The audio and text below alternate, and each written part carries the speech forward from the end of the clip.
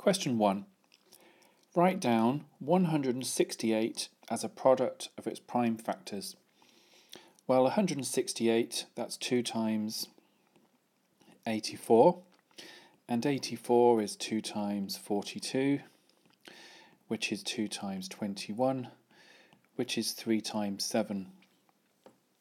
So what we can write is 2 times 2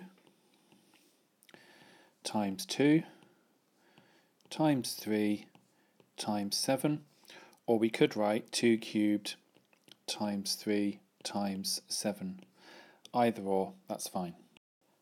Part B, find the highest common factor of 168 and 180.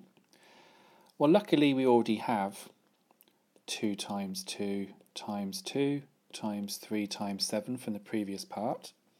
And let's do the same. Let's do the prime factor decomposition of 180. Well, that's 18 times 10, which is 3 times 6 times 2 times 5. And 6 is just 2 times 3 again. So we've got 2 times 2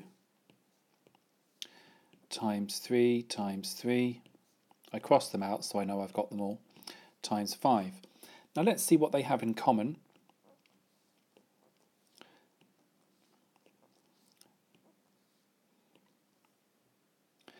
Well, that's all they have in common.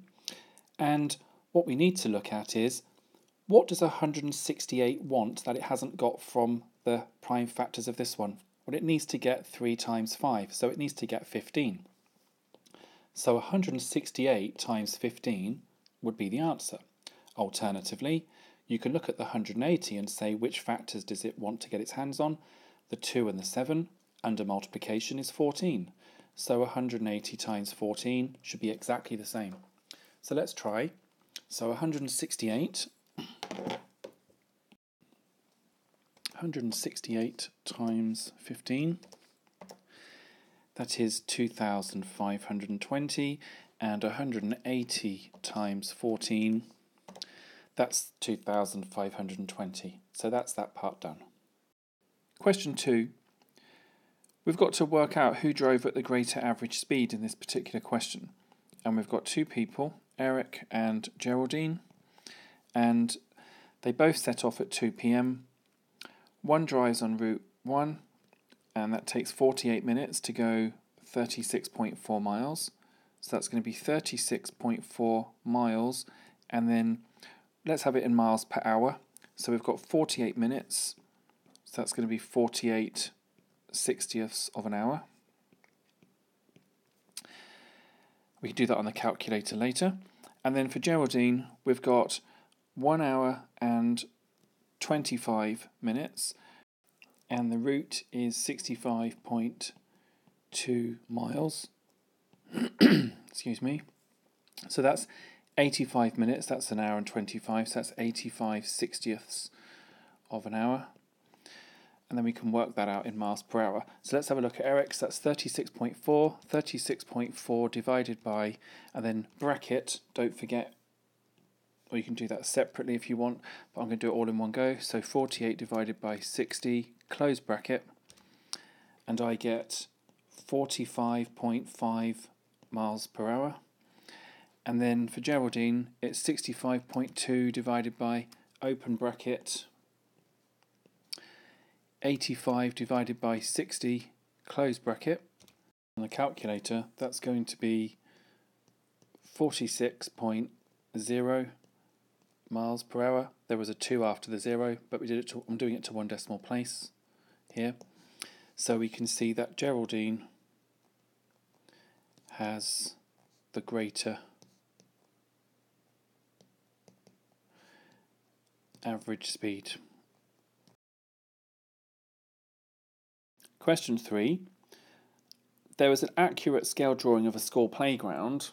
And if I can move this, I can show you. That's what we had. This is very hard to do on a computer. So what I did is I printed out the exam paper, did the full question, and I can just explain what I did. So the first thing was the scale. 1 centimetre is 2 metres. and Nassim is going to put a seat in the playground. The seat has to be less than 9 metres from C. So what I did was I put my sharp point of my compass here, and you can see that I've drawn a circle of radius.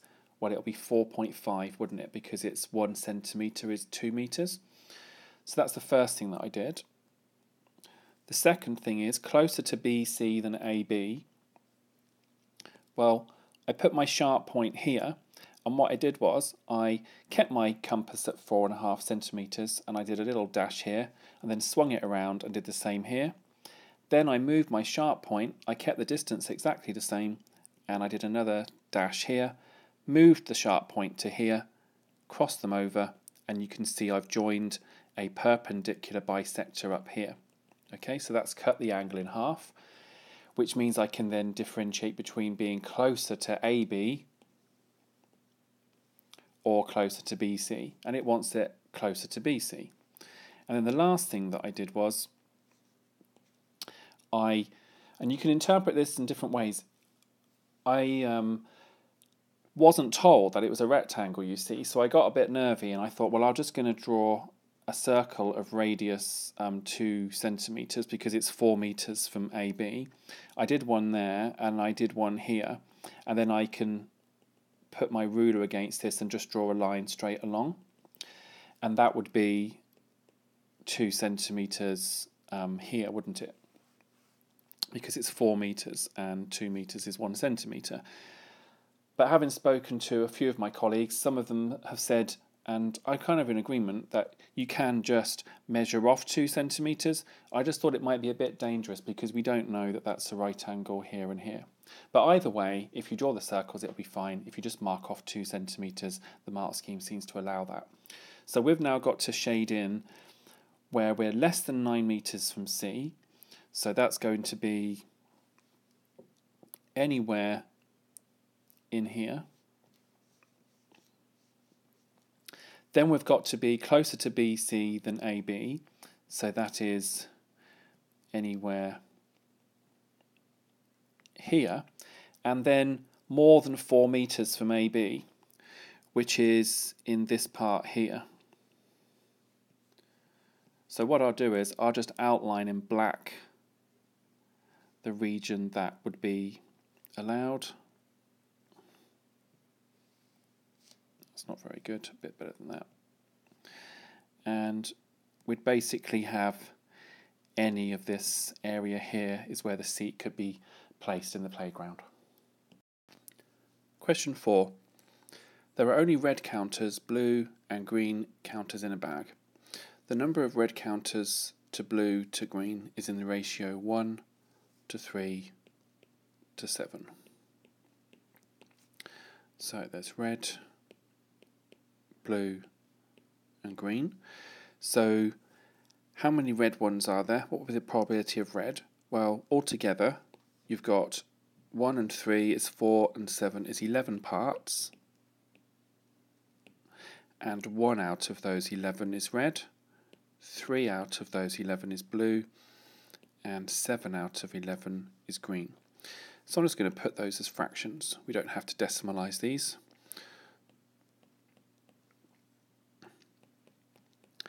Now it says, Jamie takes at random a counter from the bag and records the colour of the counter. He then puts the counter back. He does this a number of times. He records the total number of blue counters, and that is 68 blue. We've got to work out an estimate for the total number of times Jamie takes the counter from the bag. But I think we can work that out reasonably quickly, because we know that 3 out of 11 times is blue, and that represents 68 counters that are taken. So we have to try and make 3 elevenths into 11 elevenths, because then we'll get the whole amount, won't we? Because they all have to add up to 1. So if 3 elevenths is 68, then 3 is going to be 68 times 11, because we just times both sides by 11 in proportion. And then if we divide both sides by 3, then our final answer will be this on the calculator, which we can do. So if I do 68 times 11 and then divide by 3, I will get 249.3 recurring. So I'm going to just round it down to 249 times, because it's only an estimate, don't forget, and that will be my answer. Question 5. Mariam is trying to expand and simplify n minus 2 all squared, so n minus 2 multiplied by itself. Here is her working, so this first line seems okay. Let's have a look what we would have if we multiplied those out. Plus 4. So we've definitely got a minus times a minus here, haven't we? So that's going to give plus 4. Well, she has a minus 4 here, so that's definitely one mistake that you could pull out of everything. This seems okay, as does this. So everything's okay apart from the negative 4. So you can write your own explanation there. The next part says Josh is trying to factorise x squared minus 6x plus 8. And his reasoning is, because 4 times 2 equals 8 and 4 plus 2 is 6, then x squared minus 6x plus 8 is x plus 4 times x plus 2. Well, he's nearly correct here, but I think that the situation is that he should be looking for two factors that sum to negative 6, not 6. So almost there, but not quite. So this bit looked fine, and only if he had to put maybe this in here, because they were both negative, and then he would have had negative 4 and negative 2 would give negative 6, and then you would have put this in like so. So let's have a look if we did do x minus 4 multiplied by x minus 2. Yes, we'd have the x squared. We'd definitely have the positive 8, which is good. And then we've got the minus 4x and the minus 2x, that gives the minus 6x. So it's kind of like saying factors of a are 4 and 2. So I don't mind this too much. And 4 times 2 does give 8. But the way in which you use the 4 and the 2 is that you're going to have to start with negative 4 and then take 2 more away. So you're really being using negative 4 and negative 2. So let's have a look at the last part. Well, let's get rid of this bit here. Shona has to draw the line with equation y equals 3x plus 2. Here is her line. Explain why Shona's line cannot be correct. Well, it's got a nice upward gradient, so that's looking okay. But it's this part here, isn't it? The intercept cannot be positive because it's below 0. So if it was maybe 3x minus 2, then that could be feasible. Okay, so what should we put for our explanation here? And what I've put is the y-intercept should be negative in her actual equation here. Question 6. The diagram shows a quadrilateral JKLM, and we've got to work out the size of angle KLM. So that's this angle KLM. So let's label that. Now, I think the quickest way of doing that is to know a little bit more information about that right angle triangle, KLM. And to do that, we can find this length here, and we can use Pythagoras, because it's another right angle triangle. So we can say KM squared is 4.5 squared plus 7 squared, and you can use your calculator here. So that is going to be 69.25. So Km is going to be the square root of 69.25. And I'm just going to leave that as it is for now. instead of decimalising the whole thing. Now, what I shall do is now look at the other triangle, KLM, and I'll say to myself, okay, it's a right angle triangle again. I've got the opposite here, and I've got something opposite the right angle, which is the hypotenuse. So I've got opposite and hypotenuse, so I can use sine, and I'll call this theta. So sine theta, the angle KLM, is going to be opposite, which is root 69.25 divided by 15. So the angle is going to be arc sine, or sine minus 1, of root 69.25 over 15. So let's put that in the calculator. So we've got arc sine, and I'm going to do bracket 69.25 to the power, and I'm going to put 0.5 because that's the power half, which is the square root sign, and then divide by 15 and then close the bracket. What you can do if you're worried is just do each part on its own separately. So work that out first, call it A and S, and then do sine to the minus 1 of A and S. That's another quick way of doing it. And what I get on my calculator is theta is going to be 33.69537,249. It wants it to 3 significant figures. So the 9 will change the 6 to a 7. So theta is going to be 33.7 degrees, and that's 3 to 3 significant figures. So not too bad question there. Question 7. Liquid A has a density of 1.42 grams per centimetre cube.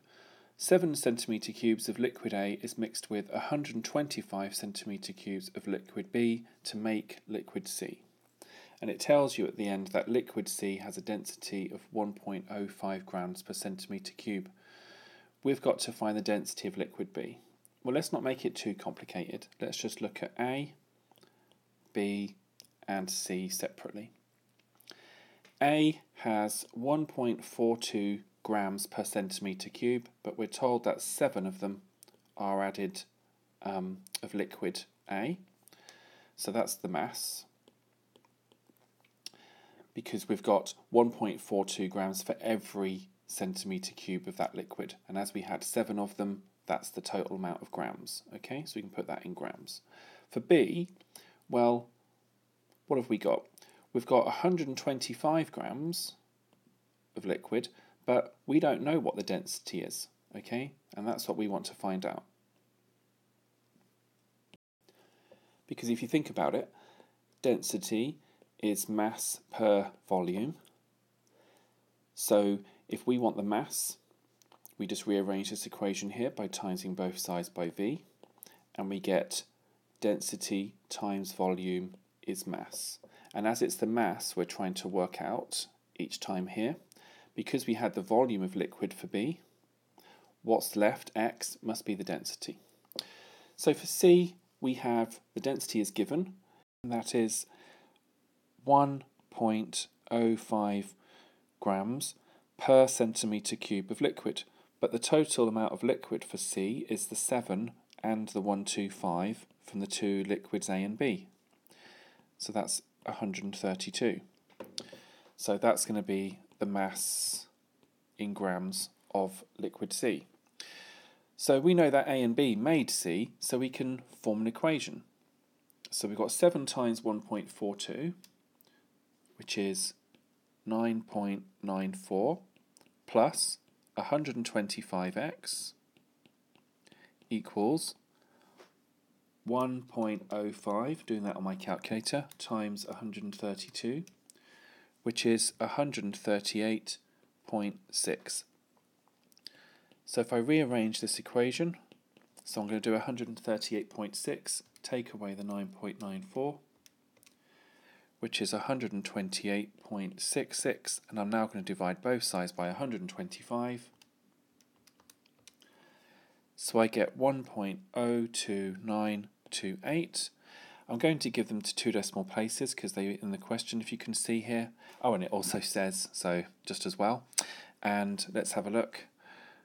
So I'm going to say 1.03 grams per centimetre cube, and I'm just going to write 2 dp there. Question 8. Kira used her calculator to work out the value of a number x. She wrote down the first 2 digits of the answer on her calculator. She wrote down 7.3. Well, what's the error interval? Well, she definitely saw the digit 7.3, so I guess we could have started off with that number. But how high could the number have been? Well, I guess the highest it could have been is lots of 9s after the 3, filling up the calculator display. So that's not quite 7.4, is it? So it could be equal to 7.3, but not as high as 7.4, or she would have seen the digit 4. So that would be the error interval that I would give for that question. Question 9. Francesco carried out a survey about the ages of people in his office, and there's a table below showing the cumulative frequency and the age, A, in years. On the grid I've already drawn the cumulative frequency curve, so I've just plotted the end points here versus the cumulative frequency for each one to create my coordinates. I've plotted all the coordinates and then joined them up smoothly, making sure that generally when I draw the curve I go underneath the arc to start with, and then I can just turn my page and then do this arc here. So I'm always doing it so the pen is underneath the arc. It's hard to do without rotating this page. On other videos I go into a bit more detail. So get your cumulative frequency curve really nice and smooth. And then it says use your graph to find an estimate for the median age. Well, as there were 70 people in the office, I went to the halfway mark, 35. I read along. You'll do this with a ruler in your exam. And I read down to 43, and the mark scheme happened to say 43 as the answer. Francesco then says more than 60% of the people in the office are between 35 and 55 years old. Use your graph to determine if Francesco is correct. Well, I looked at 35, I read along and got 16. And then I looked at 55 and then read along and got 63. And the difference between 16 and 63, that's a total of 47. And that's out of 70 people altogether. So I did 47 out of 70, and that gave me 67.1% to 1 decimal place. Now, that is more than 60% of the people, so Francesco is correct. One thing to note is that the mark scheme did allow for straight line segments. So if we did have a straight line segment, I don't know if it would have changed too much. It might have made it a bit narrower, actually. It might have made this come up to around 18. So, and this might have come down just a little bit, so maybe like 62. So 62 minus 18, that would be, so I should know that in my head, 44 I think. Yeah, 44. And then 44 out of 70. That's if you did it a straight line segment. So 44 divided by 70, that would be 63%. Okay, that's to 2 significant figures I gave there. So depending on whether you did it as a smooth curve or as line segments, you'll either get 67% or 63%. Question 10. In a sale, the price of a TV is reduced by 25%. So let's say the TV, let's represent the price of the TV as X. If it's reduced by 25%, then we're only going to have 75% of it left. A week later, the price of the TV is reduced by 15% more. So let's just think that's how much it was reduced to start with. That's how much of it was left. And then it's reduced by 15% again. So we're only going to have 85% of the initial amount left. It then says the price of the TV is now £293.25. What was the price of the TV before the sale? i.e., let's find this value here. Well, to find that value, all we need to do is divide both sides by 0.75 times 0.85.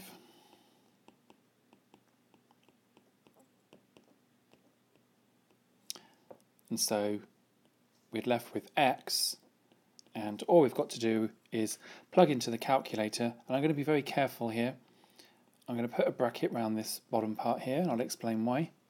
So we do the denominator first, £293.25. So 293.25 divided by, and now brackets, because I want to divide by the whole lot of the bottom part here.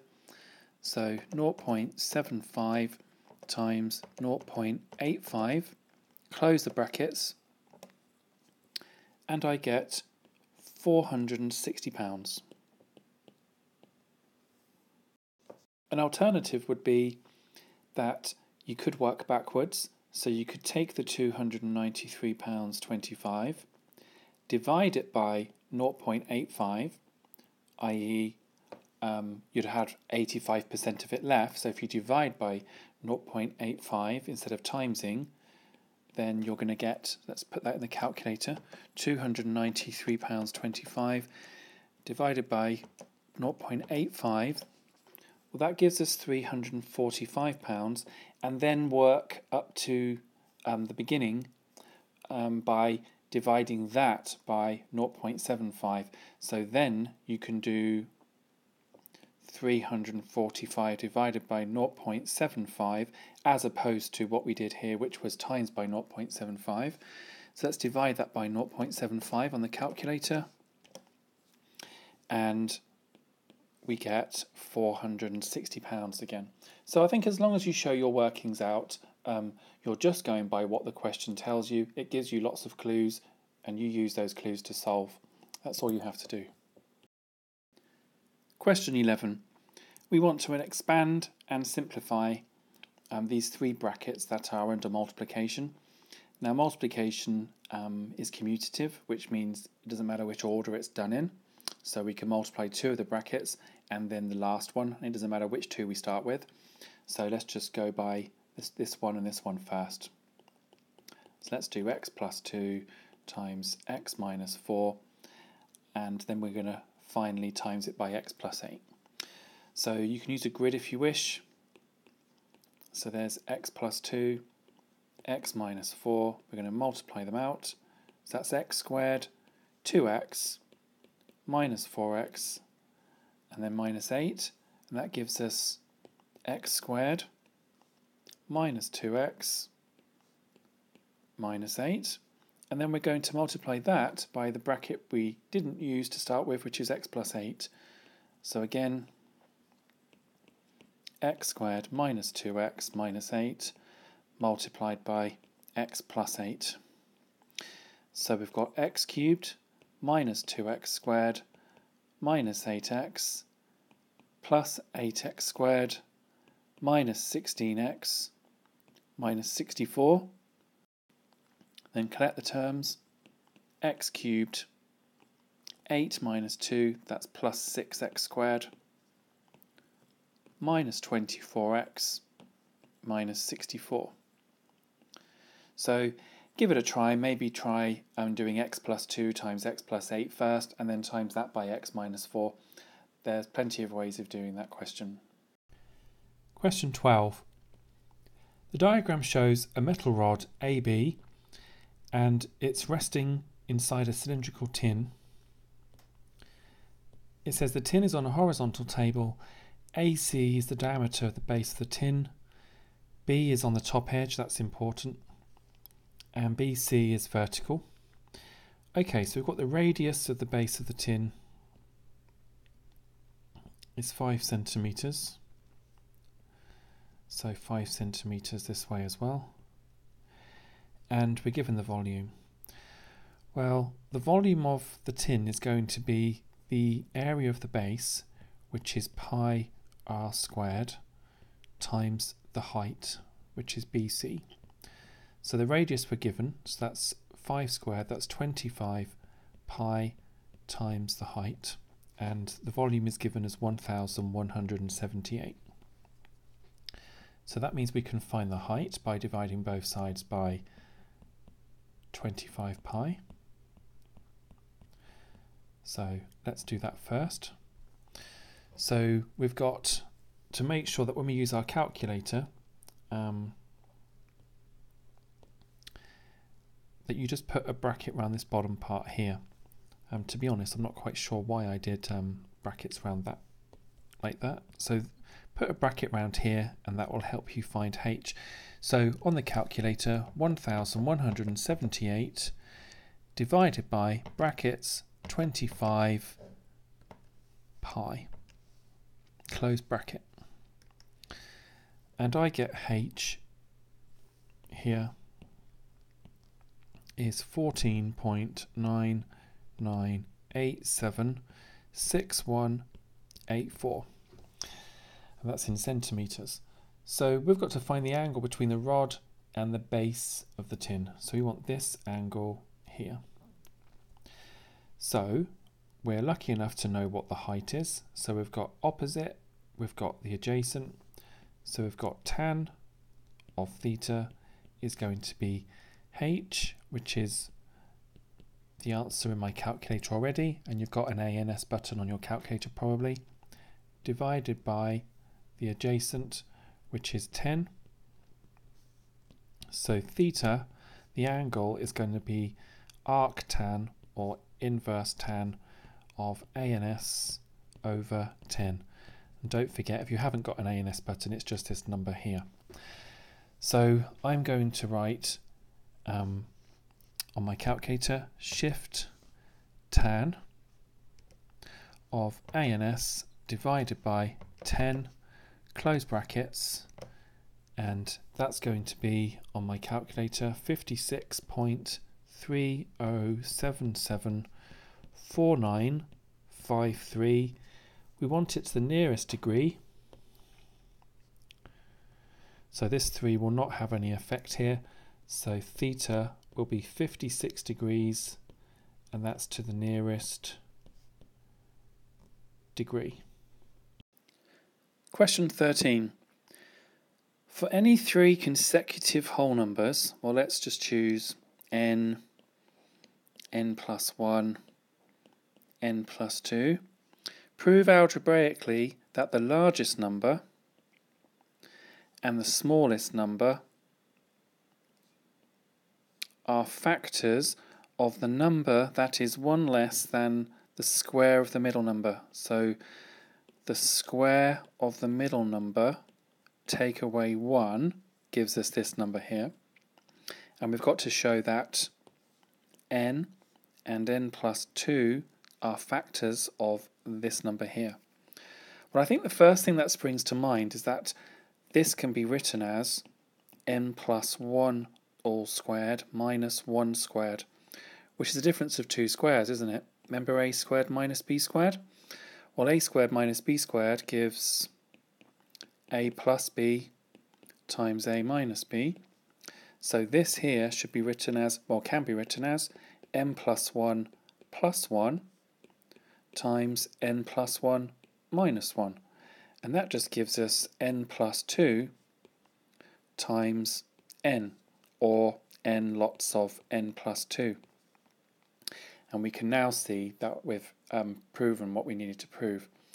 Prove algebraically that the largest number and the smallest number are factors. Well, there you go. N is the smallest and n plus 2 is the largest, and they're both factors of 1 less than n plus 1 all squared, which is the middle number. Okay, so that's my way of doing it. You may have a different way of doing it, and that's really cool if you have. Anyway, good luck with these types of questions, because I think these are quite difficult. Question 14. We've got to prove algebraically that the recurring decimal 0.457 recurring can be written as 151 330ths. Well, let's start off by calling x the decimal. So there we go. Let's experiment with just timesing by 10 first. Let's times by 10 again.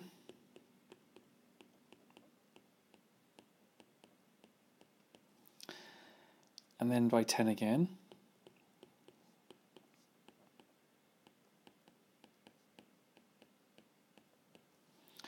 Now, one thing I can notice here is that if I want to obliterate the recurring part here and here, they match up. So if I do 1000x minus 10x, that's going to be the same as 457.57 recurring minus 4.57 recurring. Maybe it's better if I look at it this way. Well, you can see here that if I do that subtraction, then these parts cancel out, and I'm just left with 453. And it's easy to work out what 1000x minus 10x is. That's 990x. So although this is a calculator paper, I strongly advise, of course, checking it, because the calculator will probably cancel it into its lowest terms for you, but I probably think it's better to show the working. So you could probably see that 3 would go into both, because 3 goes into 45 and 3 goes into 3, obviously. 3's into 45, that's going to be 15, and then 3's into 3 is 1. And 3's into 99, that's 33, but it's 10 times as much. The 3's cancel, and you're left with the required result, 151 330ths. Question 15. On the grid below, we've got to shade the region defined by the following inequalities. Well, we want where x is always less than 4. So if we draw a dotted line here to represent x is 4, we want everything less than it. So we can just shade that all in blue, like so. The next one, let's do this one. Let's say y is a third of x. Well, we know when x is 0, y will be 0, so it would go through here. And we also know, let's just say x is a multiple of 3, a nice one, say 6. When x is 6, y would be 2. So the straight line, and I'll try and do this for you properly. And there we have that. So y is x over 3 would like that, but we want it to be always greater than.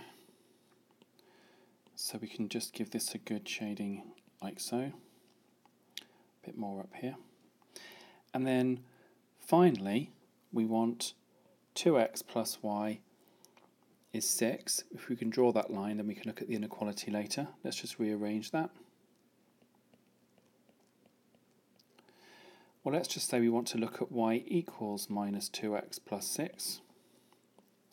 So when x is 0, y would be 6.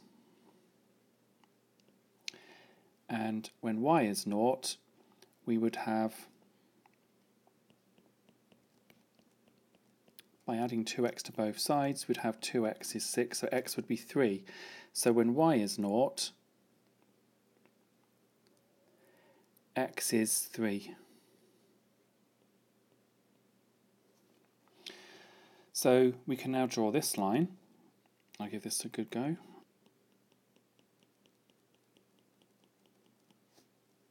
Of course, you'll do this better in the exam than I will. And we want it to be, now be very careful, we want it to be greater than, so greater than minus 2x plus 6. So we want it to be above the line here. Now, all we have to do is look at where red, green and blue all intersect. So I don't know whether you can see that here. All of those colours intersect there. So our region would be clearly in here. So just so you can see, and it's how you shade in the exam, you can do dotted lines or little dots or something so you don't get confused, because it's hard to get felt tips out in an exam, I understand that. So there we go, that's our region as required just there. Question 16. There is a large number of cubes in a bag. Jason wants to work out an estimate for the number of cubes in this bag. So he takes at random 10 cubes from the bag and he puts a mark on each of those 10 cubes. Right, so he marked 10 cubes out of the total number of cubes. So this fraction here represents the proportion of marked cubes out of the entire population. Jason shakes the bag and then takes at random 20 of the cubes. So he creates another population, it's like a second population of 20 cubes. And 3 of those are marked. So the fraction 3/20 represents the proportion of marked cubes again. Now, putting a mark on a cube doesn't or shouldn't affect its chance of being taken from the bag. The probability of picking a cube from the bag should be the same for each cube that you pick. So we can say that the proportions should remain identical at each capture. So we can say 10 out of n is the same as 3 out of 20. And we can use some algebra to help us here. So what we can do is, and it's up to you what you're more comfortable with, one option is you can invert both sides, i.e. to the power minus 1. So you can have n over 10 equals 20 over 3. And then you can times both sides by 10. And the answer will be 200 divided by 3. And that is, and you can use your calculator, that is 66.6 recurring. So you could say 67 cubes in total, because that's what we wanted to find here. I guess another way is you can say 10 out of n is the same as 3 out of 20. If you can get these two top numbers to match, so what would you have to times 3 by here to make it 10? Well, you'd have to times it by 3.3 recurring, or 3 and a third. So you'd have to do the same to the top and the bottom to make it equivalent. So if you times this by 3 and a third, you'd have to times this number by 3 and a third.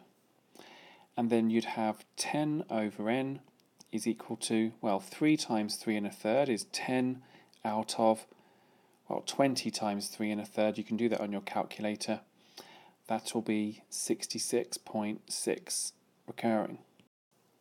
So you can see here, the denominator here must match because they're equivalent fractions, and then you can round it to the nearest whole number again. I guess one last way, just because you're going to probably face one of these questions in the exam for sure, is if you had 10 out of n is in the same proportion as 3 out of 20, you could times both sides by n first, and so you'd have 10 equals 3n over 20, and then times both sides by 20, so that would give you 200 equals 3n, and then divide both sides by 3, so you'd have 200 over 3 equals n, and again round that to the nearest whole number. 67 cubes is our estimate. Question 17. We've got a recursive formula here, so we can find values. Given a starting situation, we can find successive values.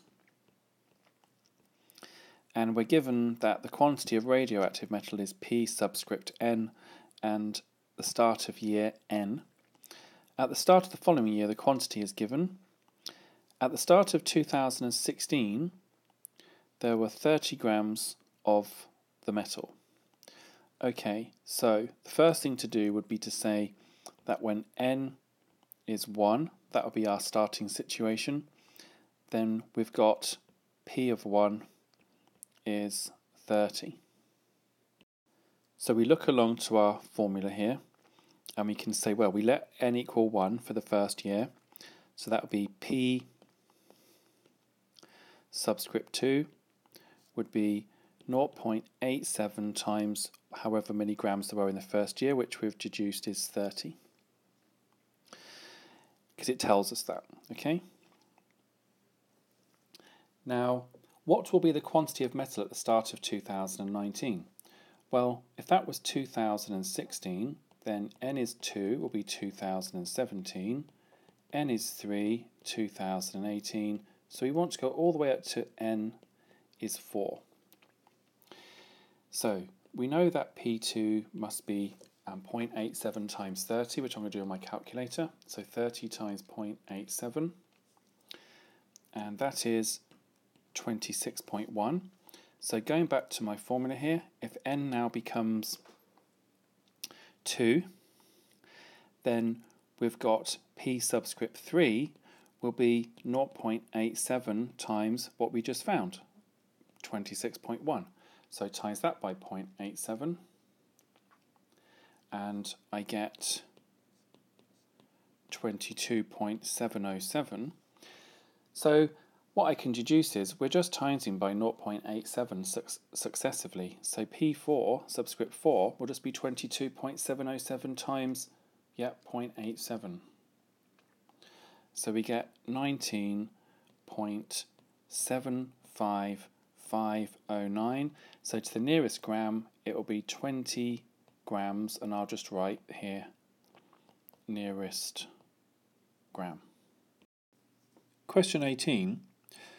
Here is a sketch of the curve y equals sine of x plus a in degrees plus b, and it says given that a is between 0 and 360, which is important, find the value of a and b such that the graph will then look like this, which is given here.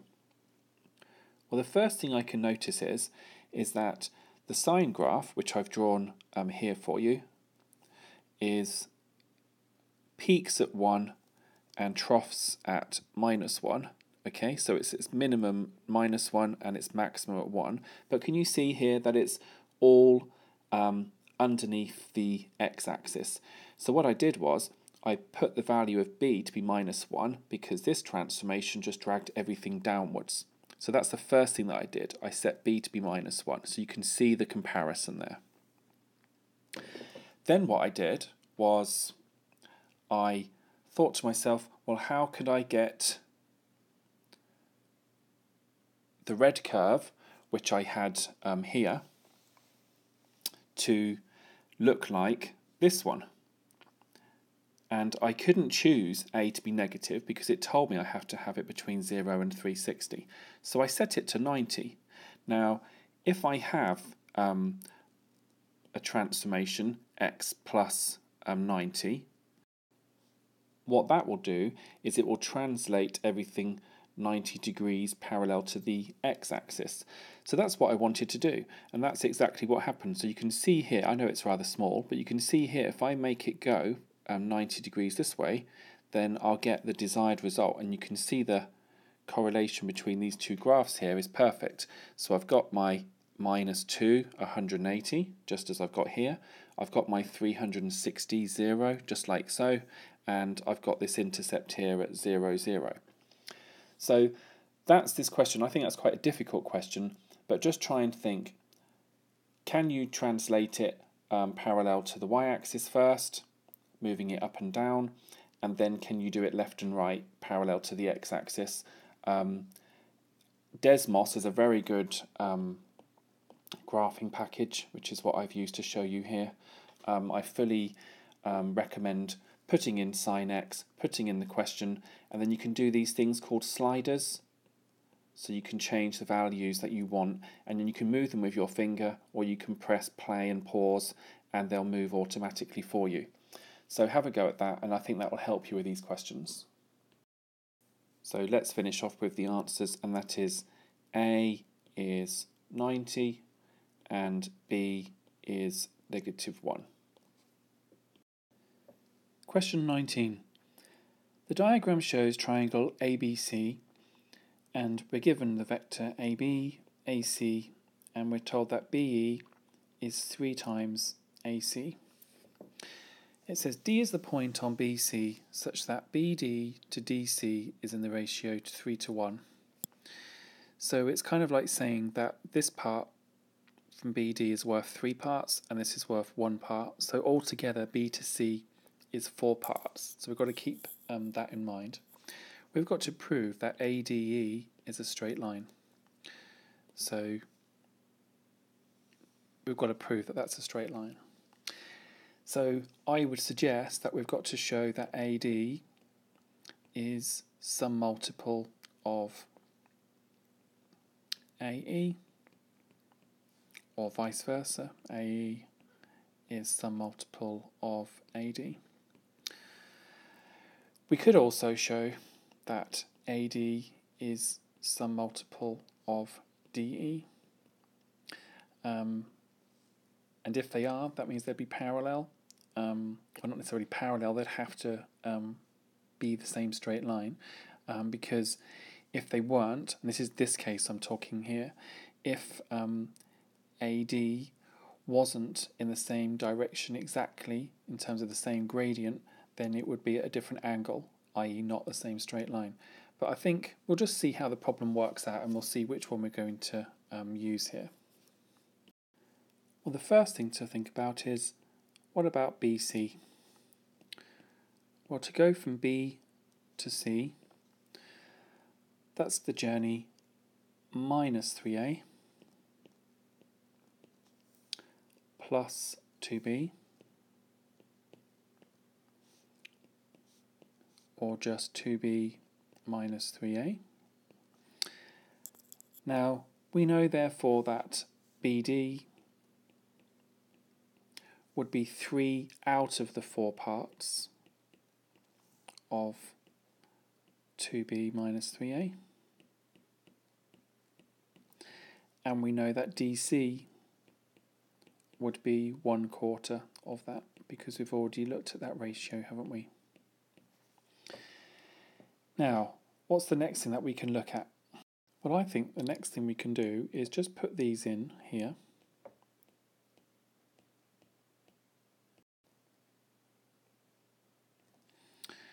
And I'm just going to write in DC as well.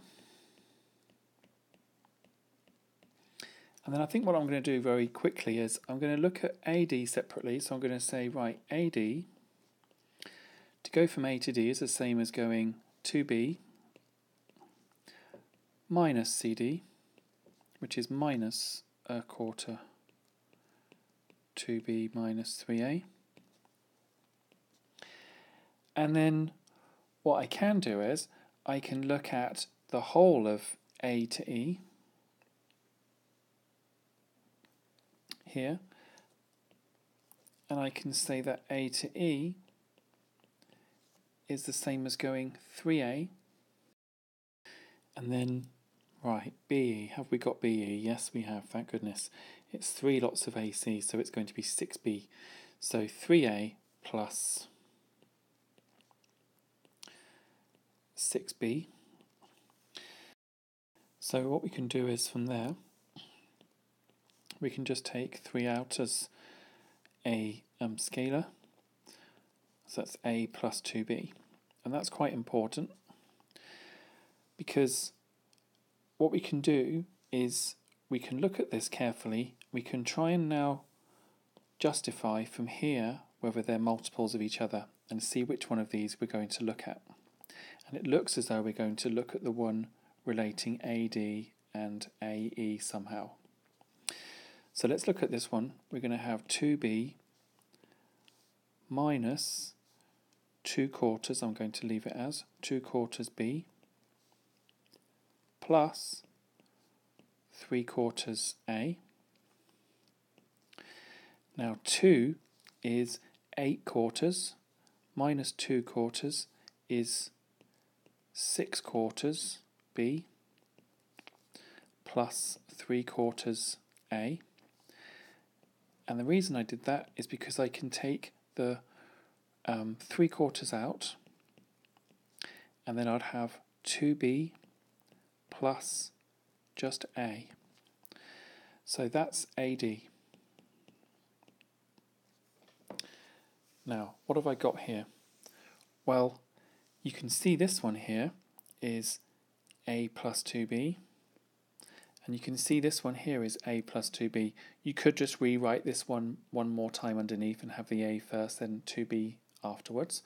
And can you see that one is 3 lots of a plus 2b, and the other one is 3/4 of the same gradient. So when you're looking at these, and you can see AE is the whole of the vector, including going through D, because A to D is a multiple of the same gradient, they'd have to be on the same straight line. I think there are other ways of doing this, and I'll just write down for you some of the other vectors that you can have in this question. Let's just get rid of all of this. And I think one of them was, so we have AD is 3/4 of 2b plus a. We have DE is 9/4 of 2b plus a. Or we have AE is 3 lots of 2b plus a. Okay, so you may have done it a slightly different way, but they're the outcomes that you can use to help show that it's the same straight line. Question 20. It says there are 9 counters in a bag, so let's just draw these. And it says 3 of the counters, there is an even number. And on the other 6 counters, they're odd. 3 counters are going to be taken at random from the bag. The numbers on the counters will be added together to give the total. Find the probability that the total is an odd number. So our first choice could either be even or odd.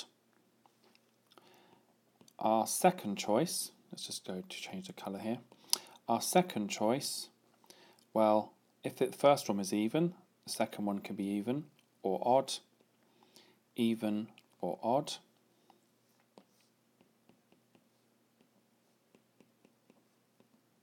And our third choice, again, even, odd, even, odd, even, odd, even, odd. Now, not everyone needs to draw a probability tree like so, but I find them quite helpful. First thing to do is look at the outcomes. So even and an even and an even, that's going to be even. The next one is 2 evens make an even, and an odd, well, that will make it odd. Then an even, an odd, and an even. Well, the 2 evens, that makes it even, and the odd makes it odd, just like the one before. The next branch has 2 odds and an even, so 2 odds make an even, and an even is an even outcome. 2 evens and an odd is odd. 2 odds and an even is even. It is quite confusing actually, but I hope you're bearing with me. Then 2 odds make an even, and an even is even. And then 3 odds, well, 2 odds make an even, but you've got another odd to add on, so that'll make it odd. So thank goodness we've got these. So we've got this one, and so we've got 4 altogether. So now it's quite easy. We can just do the sums now using the calculator at the end. So I'm not going to write all the numbers in the tree, but basically to get to the first one, we had an even, which was 3 and 9, times another one, which is 2 and 8, because one's been chosen already. And then the last odd, well, that'll be 6 and 7. So the denominator, I think, 9 eighths is 72 times 7, I believe that's 504, just check. Yep. and then we've got 36 here. And then the next one is going to be 3 and 9 times the odd, which is 6 and 8, times the even, which is 2 and 7. So that looks like another 36 in 504. And then an odd, which is 6 and 9, times 3 and 8, times 2 and 7. So that's another 36 in 504. And the last one is odd, so we've got a 6 in 9, times a 5 in 8, times a 4 in 7, which is slightly different because that's 30 times 4 is 120 over 504. So the final denominator is 504, and let's add these together. That's 72, 108, 228 out of 504, and that should be absolutely fine. You don't have to cancel that down. Question 21. We have a function of x, which is the cubic, x cubed, and we have another function of x, g of x, which is a straight line, 4x minus 1. We have to find f of g of 2. So we work from the inside, so we start with g of 2 first. So that means wherever we see an x in the function g, we put 2 in its place. So we have 4 times 2 minus 1, which is 8 minus 1, which is 7. And then we have to do f of 7. So in its place here, we would just write 7. So basically what we end up with is 7 cubed. And on the calculator, I think it's 243, but I could be wrong. 7 to the power 3, 343 of course, yeah. So 343. So a calculator needed there for me because I've forgotten what 7 cubed was. Now, the next part is, it says that h of x is f of g of x. Find an expression for the inverse of h of x. Well, g of x we know is 4x minus 1. So we've basically got to work out what f of 4x minus 1 is, because don't forget, we work from the inside to the out. So I'll just change the colour of this so you can see. So wherever we see an x in the function f of x, we just replace it with 4x minus 1. So that will be 4x minus 1 all cubed. So how do we find the inverse? Well, I'm sure you've been taught this by your teacher. So what you do is, you let, for example, y equal 4x minus 1 cubed, and hopefully you've been taught that when you graph a function and its inverse, they always are perfectly reflected in the line y equals x. So I'll come back to that in a moment. So basically all we have to do is try and undo the function so we get x on its own. So we'll cube root both sides.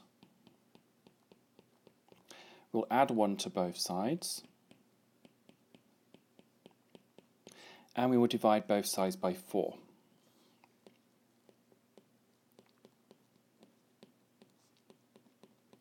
But coming back to this, if it's always reflected in the line y equals x, if we had a function, say, here, and we wanted to find its inverse, it would look like this. It would be a complete reflection in the line y equals x. So if we let y become x, i.e. we swap these around, y becomes x, then we end up with the function x to the power a third, because don't forget y becomes x, plus 1 divided by 4. Now that's a quick way of doing this, and that's without loads of explanation as to why that's the case, but ask your teacher or a colleague or a friend who you think knows this a bit better than you why the line y equals x is really important, and that should undo about how to relate h of x to the inverse. Question 22. Quite a difficult question, I think. There's going to be quite a few steps involved, just by looking at it. We're given the formula for a circle. Now, one that's centred at the origin is x squared plus y squared is r squared, where r is the radius. So we know that r squared is going to be 261, so r is the square root of 261. Let's just get that out of the way first. We're also given that at point A, we're given the coordinate p minus 15. And we've got to find the equation of the tangent at A, i.e. the equation of the line that goes through A, i.e. the tangent here, okay? So we've got to be very careful how we approach this question. So the first thing I'm going to do is I'm going to zoom in on the actual circle, and I'm going to put in the distance here, which I know, which is root 261, the radius. Another clue is I know that the y part is minus 15, so down by 15. So I also know that I can create a right angled triangle with this distance here being 15. I can then use Pythagoras to find this distance here, p, i.e. this number here. And if I do Pythagoras, I'll have 15 squared plus p squared is the square root of 261 all squared. So that's 225 plus p squared is just 261. So p squared, and you can use your calculator, it's 36. So p is plus or minus 6, but in this case we're going along 6 here. So p is 6. Now, does that help us? Well, I think it really unfolds from here, because all we have to do now is try and think if we can work out the gradient of the line that goes through here, we can then work out the gradient of this line, because when we have two gradients that are perpendicular, if we multiply them out, we'll always get negative 1. So why don't we call this L and L1, so just to distinguish between them. So what is the gradient of L? Well, one way of looking at it is if we zoom in here, and I'll choose a different colour, we know that if we went along here by 6 units, we had to go down by 15 units. So if we went along 1, i.e. let's divide this number by 6 to make it 1, and then if we scale down the whole triangle, we've got to do the same to this length as well, then that means that if we've effectively gone along 1 unit, we've gone down by this number here, which is 15.6. Now, don't forget it's going to be a negative gradient because it's going downhill, so you just got to put the sign in here so you don't forget. So we know the gradient of the line L, so I can write that down here.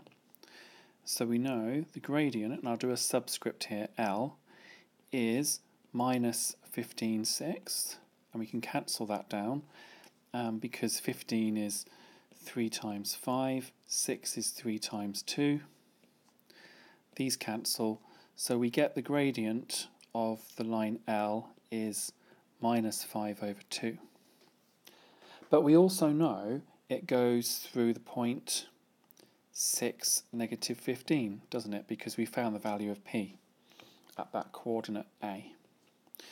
So we can just use the straight line formula, put the numbers in, and we'll be good to go, I think. So let's change the colour here. So we know that y equals mx plus c.